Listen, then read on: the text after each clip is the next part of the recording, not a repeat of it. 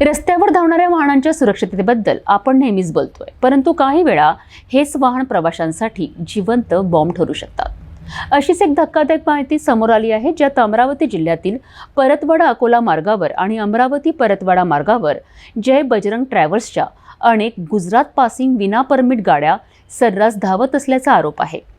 प्रादेशिक परिवहन विभागाच्या आशीर्वादानेच हे सुरू असल्याचा गंभीर आरोप असून यामुळे प्रवाशांचा जीव धोक्यात येत आहे। अमरावती जिल्ह्यातील परतवाडा अकोला आणि अमरावती परतवाडा हे मार्ग सध्या विना परमिट ट्रॅव्हल्सचा अड्डा बनले आहेत।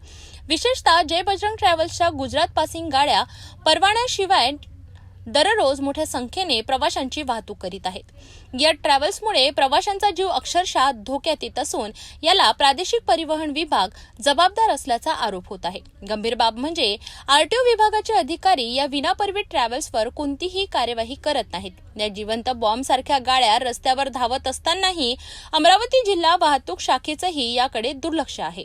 अमरावतीचे नवनियुक्त पोलीस आयुक्त अरविंद चावरिया यांनी वाहतूक शाखेच्या पोलीस निरीक्षक रीता उईके आणि विल्हेकर यांना सूचना देऊनही परिस्थितीत कोणताही बदल झालेला नाही। काही राजकीय नेत्यांच्या नावाखाली चालणाऱ्या जय बजरंग ट्रॅव्हल्सची दादागिरी आरटीओ विभागात अनेकदा दिसून आल्याचंही बोललं जाते। जर या विना परमिट ट्रॅव्हल्समध्ये प्रवाशांचा मृत्यू झाला तर त्याला जबाबदार कोण असेल, या प्रश्नाचं उत्तर प्रादेशिक परिवहन अधिकारी उर्मिला पवार यांच्याकडे नाही।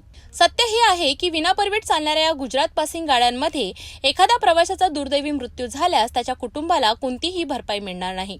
अमरावती जिल्ह्याचे जिल्हाधिकारी, वाहतूक शाखा अमरावती जिल्ह्याचे अध्यक्ष असतानाही हे जिवंत बॉम्ब रस्त्यावर बेधडकपणे धावत आहेत, ही अत्यंत चिंताजनक बाब आहे। अमरावती जिल्ह्यातील या विना परमिट ट्रॅव्हल्सचा प्रश्न अत्यंत गंभीर असून तो थेट प्रवाशांच्या जीविताशी निगडीत आहे। संबंधित विभागांनी तात्काळ यावर कठोर कारवाई करून या जिवंत बॉम्बना रस्त्यावरून हटवून प्रवाशांच्या सुरक्षिततेला प्राधान्य द्यावं, अशी मागणी जोर धरत आहे।